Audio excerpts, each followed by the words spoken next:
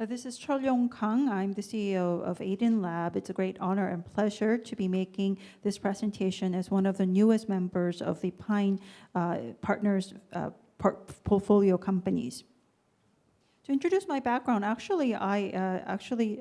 created Acomate, which was a holding company based in Hong Kong in 2008, right when the Chinese-Korea cross-border commerce started to pick up. I exited Acomate by selling it to NHN in 2018. After that, I saw the market changing, evolving, and that's why I regrouped with the key members of Acomate to create Aiden Lab. So back then, under Acomate, we were dealing with around 1,500 brands, accumulated export revenue of 500 billion Korean won over. But as we just heard, right now it's a totally different market where we have more than 40,000 Korean brands.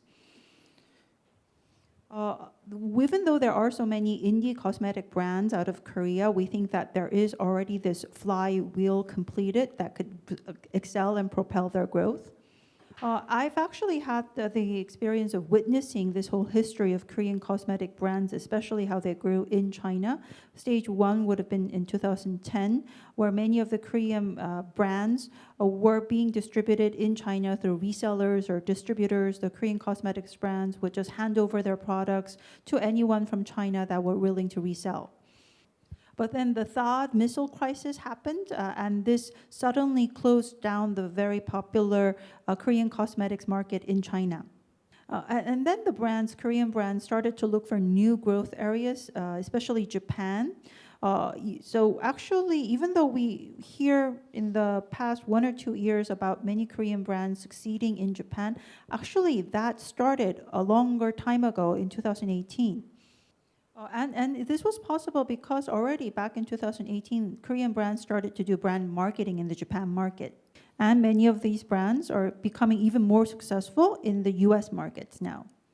And because that we have our influencer marketing, that is what we do, but we also leverage the Chinese experience that we have in-house.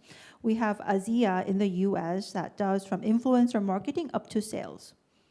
So we actually have a chain model that starts from global influencer marketing that we initially provide to our customers. Customers usually then get concerned and have needs regarding commercial operation, which naturally then expands to distribution. And then to complete the wheel, we have many of, for example, influencers wanting to create their own brands. So we're not just an ad agency. We actually have a solution and platform called Encode8 that collects commerce data and also influencer data that we use to generate media marketing as well as commerce-related approaches. And so we have been able to accumulate many references. We have been selected as the outside marketing partner by Amazon Japan.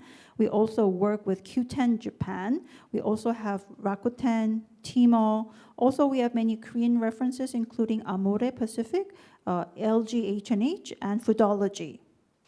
For example, for Foodology, we've been working with them from 2023, 2024. We single-handedly drove their Japan business expansion. We have been able to increase their Japan revenue more than 100 times, solely based on cross-border orders being placed by Japanese consumers.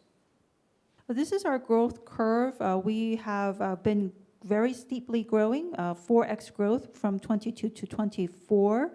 We also are increasing the number of partners, including US partners, but also Korean companies such as Jonggundang and Donga.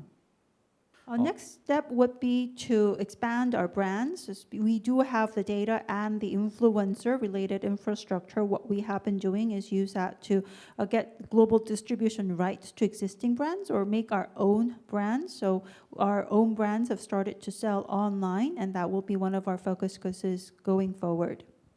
And hearing my fellow presentations, I just had this idea today of putting our brands into the TBS Plaza and then taking the company and the brand and listing it on the Tokyo Stock Exchange.